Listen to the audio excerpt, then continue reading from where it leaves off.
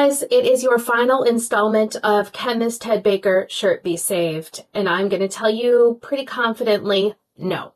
I'm going to talk about what happened here. I started off about a month ago showing a shirt that I was kind of swimming in. It was way too long, it's hanging down, and it was just too big. It was not fitted at all to my body. I got a lot of helpful input from you guys to, one, shorten the shoulders, and two, I got a few different dart recommendations, but I decided to go with the 2 back darts. I'll show you now.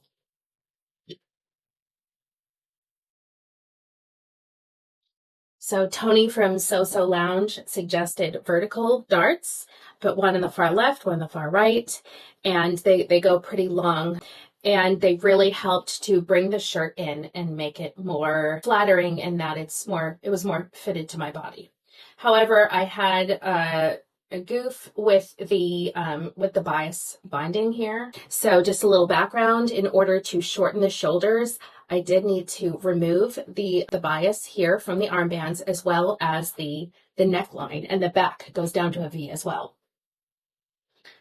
So while the armbands did pretty well, I put these back in using a straight stitch, pulling the bias a bit as I went along, which is my first time working with bias, but I learned pulling it can be really helpful. The problem with the neckline, and why it's hanging here all nutsy, cuckoo, is that the first time I sewed it in all the way without doing a check to see if everything was going well, I put it in the wrong way. So basically you would have seen all the sewing of the seam on the outside rather than on the inside. In seam ripping this all out, this got a lot of wear and tear. It took a lot of time and effort because I got thread that really matches this.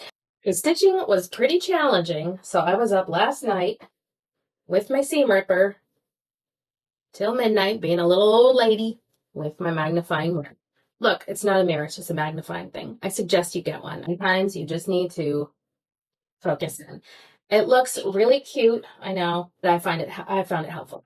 I sewed this back in today, already had some wear and tear, and then I had the genius idea, after sewing it in, to kind of fold the bias in half and sew it again, so it's a little more thick and more narrow.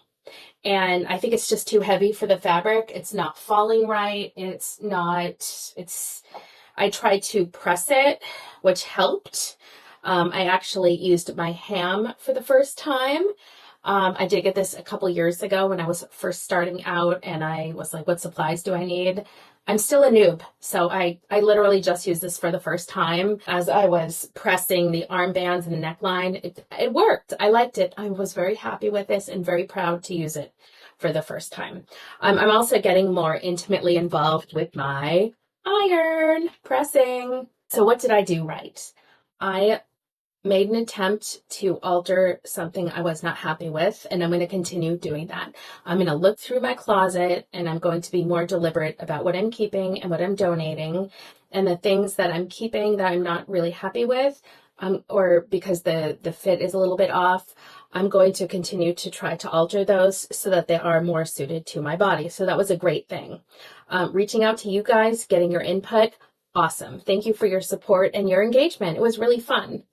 What I didn't do right. Starting to stitch and not stopping after a few stitches to make sure things were going well, that I was sewing in the right direction, I was sewing in the right side.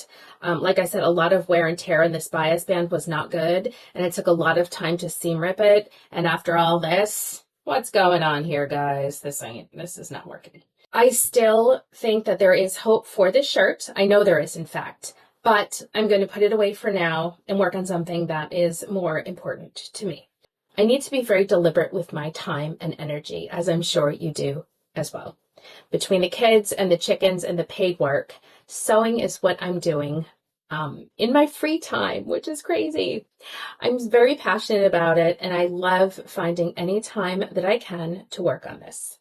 I would always prioritize something like making a bunch of Jedi robes for a party for the neurodiverse population, making something sensory friendly for my daughter, making something for me that I'll feel really comfortable in, like I'm always hot, so something sleeveless that's really pretty that maybe I can wear to a meeting, a Zoom meeting, fixing something for my husband, creating something, working on emotional support chickens, whatever. If I want to keep up with the social media, I don't want to spend more time on working on something that I'm not super passionate about when I could be doing sew-alongs, right? I want to do a sew-along of the Jedi robe. I want to do a sew-along of the Marisol jumper, which is a free jumper pattern. I've made it a bunch of times. It's really beginner friendly and it feels really great to wear. I want to talk about people, events, and books that inspire me. In our world today, there's a lot of frustration, fear, anxiety, sadness, and I really like to focus on things that I find inspirational. So last year I went to see Christian Siriano in person. He had just come out with his coffee table book about all of these runway fashions that he had done. It was a wonderful event and he's such a creative and interesting guy. I recently listened to an audiobook, Walk Like a Girl, that was narrated by the author, Prabal Gurung. He's from Nepal and he has risen in the ranks of fashion, and just hearing that I knew he would have a fascinating story, and he really does. And I want to talk about aging. I want to talk about how people like Polina Porskova and Isabella Rossellini inspire me. There are a lot of things that I want to do, and I want to let passion lead me and lead with passion. So that's why I'm going to put the shirt away for now. But thank you for